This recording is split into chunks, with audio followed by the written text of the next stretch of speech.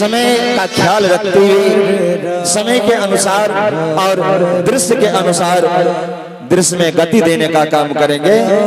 तो आइए यहीं से लीला की शुरुआत करते हैं। महाराज दशरथ दरबार में पधार रहे हैं। हरे कृष्ण कृष्ण हरे हरे हरे राम राम राम। मंत्री आसन सजा चुके हैं। आइए महाराज आसन सजकर तैयार हैं, आप आसन ग्रहण कीजिए। महाराज दशरथ आसन ग्रहण करते हैं और दर्पण से अपने चेहरा को निहार रहे हैं और सीने पर हाथ रखकर सोचते हैं, भगवान को याद करते हैं, विचार करते हैं, प्रभु अब मैं चौथे पन को आ चुका हूं। अब मेरे बाल सफेद होने लगे हैं, यानी बुढ़ापा का इशारा करते हैं और अब मेरे एक एक अंग साथ देने से इनकार करते हैं और अब मेरे चार पुत्र विवाह करके अयोध्या आए हैं। आज मैं मंत्री से सर्वप्रथम वार्तालाप करता हूं। आवाज लगाते हैं मंत्री सुमंत जी। दोनों मंत्री हाथ जोड़कर महाराज के सामने झुककर प्रणाम करते हैं और कहते हैं, महाराज बताइए आप हमें क्या आदेश देना चाहते हैं। महाराज दशरथ कहते हैं, मंत्री सबसे पहले आप मेरी अयोध्या की प्रजा नर नारी तो किसी प्रकार का दुख कष्ट और तकलीफ तो नहीं है, क्योंकि हे मंत्री कहावत है कि जापस राज बीच प्रजा दुखारी तापस राजा नरकस भाग। हे मंत्री, जिस राजा के शासन काल में प्रजा को दुख हो और राजा सुख भोग विलास ऐसो आराम की जिंदगी बिताएं, तो अंत में उसे उस राजा को नरक का अधिकारी होना पड़ता है। इसलिए मैं सोचता हूं मेरे शासन काल में मेरे एक भी प्रजा को किसी प्रकार का कष्ट और तकलीफ नहीं होनी चाहिए। बताओ मंत्री, आप तो सारी अयोध्या का भ्रमण करते हैं। दोनों मंत्री झुककर प्रणाम करते हैं, कहते राजन आपके शासन काल में एक एक प्रजा स्वर्ग जैसा सुख अनुभव करते हैं। हर किसी से उनका समाचार पूछता हूं तो सभी के मुख से यही आवाज आता है, तो राजा हो तो दशरथ जैसा।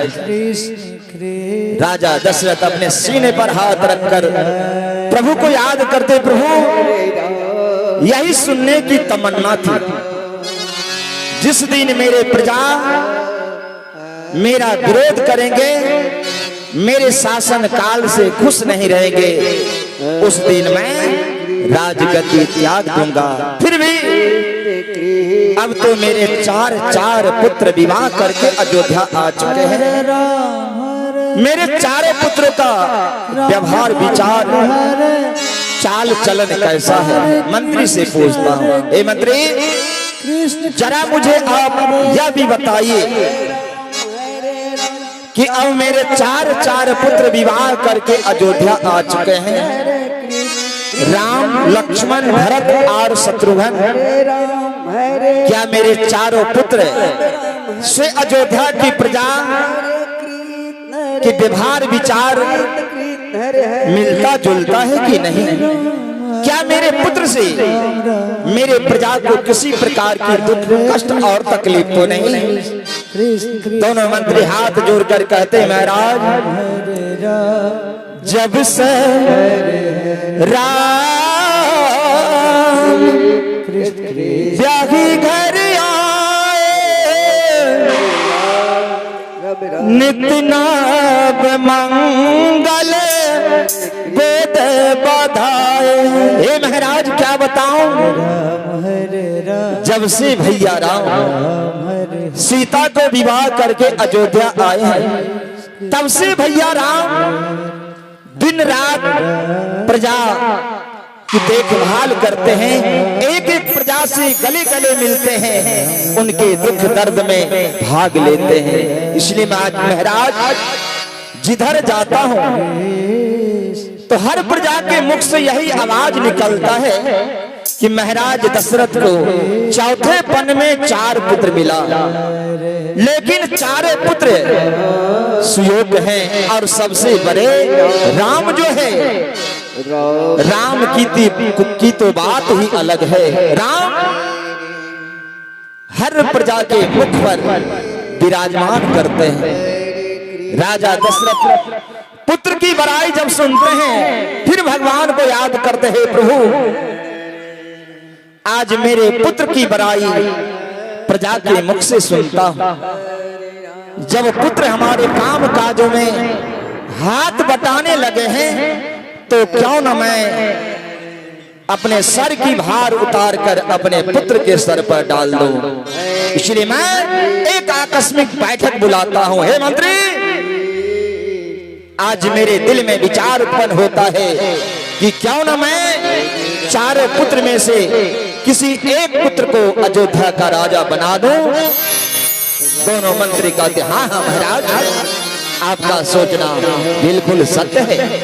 आप बुढ़ापे में राज की भार को सहन करते हैं, जबकि आपके 4 पुत्र एक से बढ़कर एक बुद्धिमान, कर्मठ, बलवान, धनवान और वेदों के ज्ञाता है। आप क्यों ना 4 पुत्र में से किसी एक पुत्र को राजा बना देते हैं। महाराज दशरथ कहते मंत्री जाओ, सारी अयोध्या में ढिंडोरा देकर अति शीघ्र एक आकस्मिक बैठक का आयोजन करो। हम 4 पुत्र में से किसी एक पुत्र को राजा बनाएंगे, वह भी प्रजा के सहयोग से। दोनों मंत्री झुककर प्रणाम करते हैं और सारी अयोध्या में सूचना दे रहे हैं।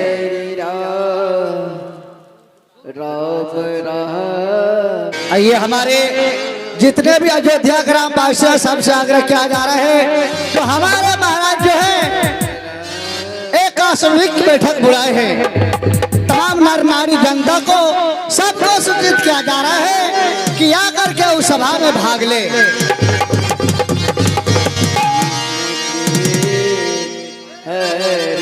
एक एक प्रजा को एक एक घर से बुलाते हैं। दोनों मंत्री विचार करते हैं, चलो एक एक घर से बुलाकर लाते हैं, एक एक नर नारी को लाते हैं, एक एक भाइयों को, एक एक बूढ़े को, एक एक जवान को, सबको अति शीघ्र दरबार में लाते हैं। अरे बहनों चलो, महाराज का बुलावा है। बाबा चलिए, महाराज का बुलावा है, सबको जाना होगा, नहीं तो महाराज उसे कड़ी से कड़ी सजा देंगे।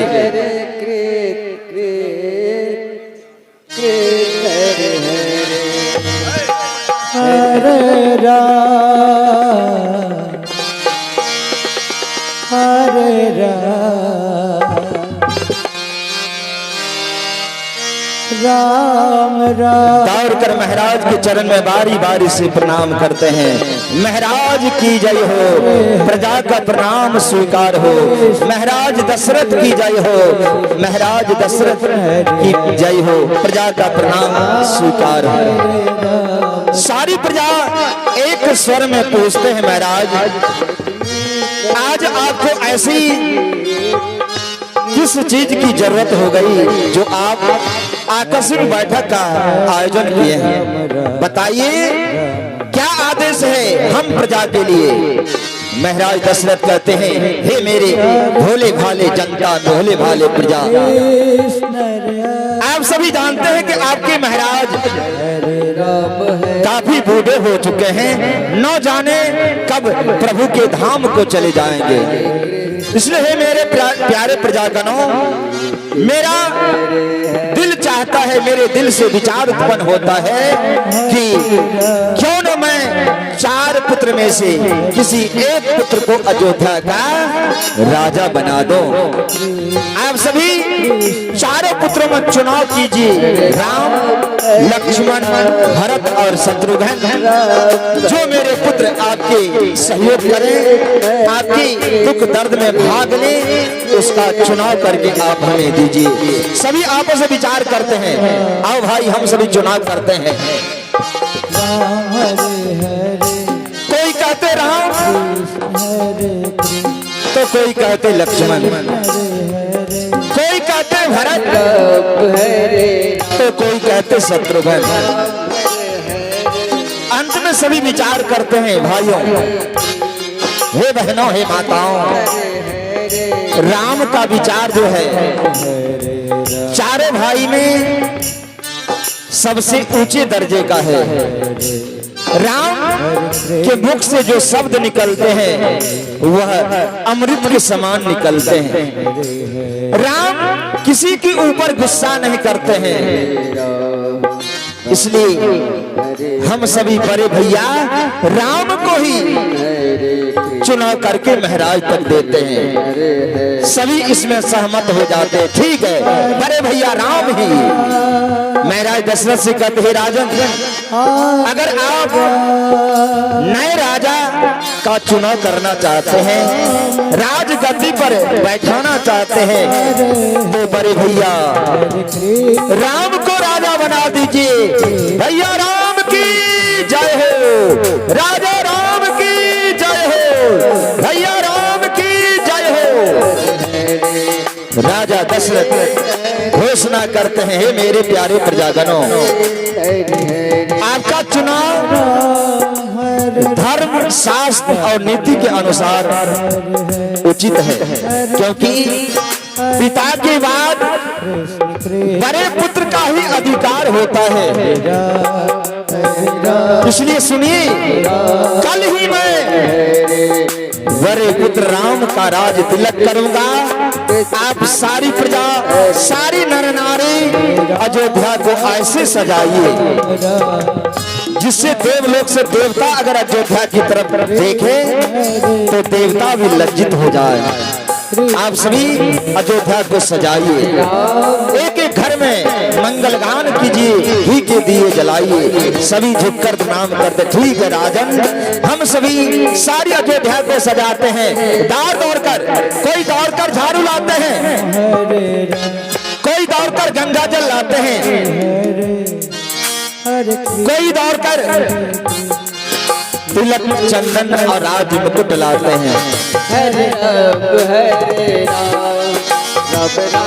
राजा दशरथ अपनी देख रेख में कहीं कोई कमी न रह जाए।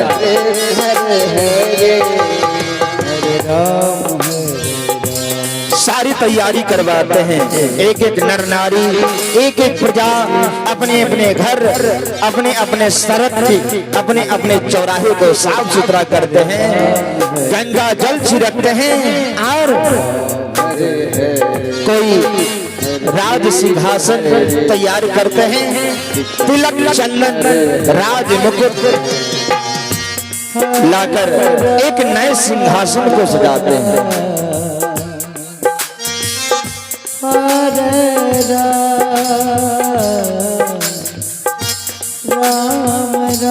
माताएं बहनें सब धूप दीप जलाती है,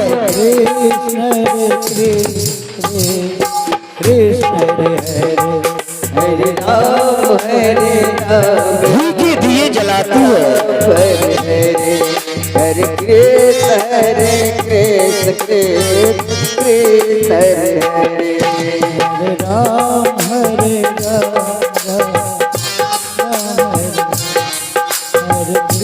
जल्दी जल्दी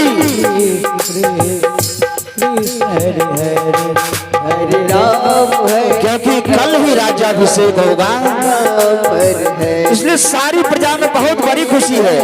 कृष्ण कृष्ण कृष्ण हरे राम राम राम हरे हरे कृष्ण कृष्ण कृष्ण हरे हरे राम राम राम हरे हरे कृष्ण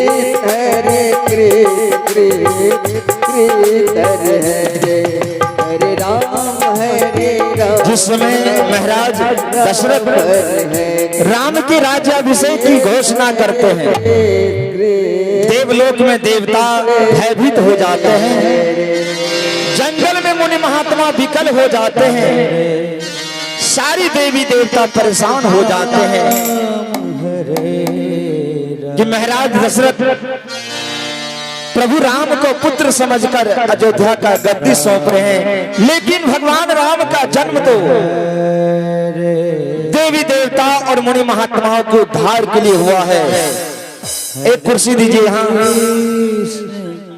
सारी देवी देवता परेशान है, विकल है, सारी देवी देवता देवलोक को छोड़कर सभी आपस में विचार करते, भाइयों क्या इससे होगा। भगवान श्री हरि विष्णु नर रूप में अवतार लेकर देवी देवता और मुनि महात्मा के उद्धार और राक्षसों के संहार के लिए अवतार लिए थे, लेकिन महाराज दशरथ राम को राजा बना रहे हैं। यह तो देवताओं के लिए बहुत बड़ी दुख की बात है। जंगल में मुनि महात्मा त्राहिमाम करते हैं, तब तक में सारी अयोध्या सज जाती है। महाराज दशरथ मंत्री से कहते हैं, मंत्री राजमहल जाओ, जिस पुत्र के राज्याभिषेक में इतनी बड़ी आयोजन हुआ है, देखो सारी अयोध्या के प्रजा, सारी अयोध्या के नर नारी राम के राज्याभिषेक में सहयोग कर रहे हैं। जिस पुत्र के लिए इतनी बड़ी आयोजन हुई है, जाओ पुत्र राम और लक्ष्मण को बुला लाओ, मैं अपने मुख से राम को यह खुशी की खबर सुना दूंगा, मेरे पुत्र बहुत खुश होंगे।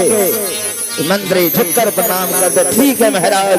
अति शीघ्र दोनों राजकुमार को लेकर आता, दौड़ते जा रहे हैं, दौड़ते।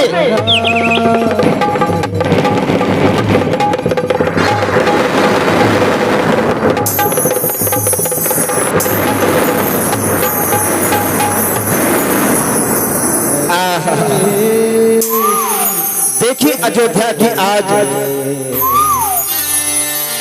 सुंदरता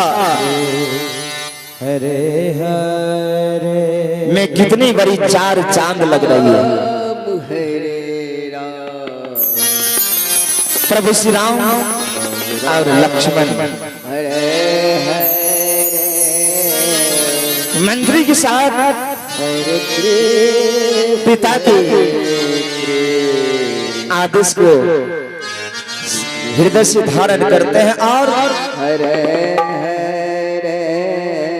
पिता के पास नित्य दिन की भांति सेवा देने जा रहे हैं।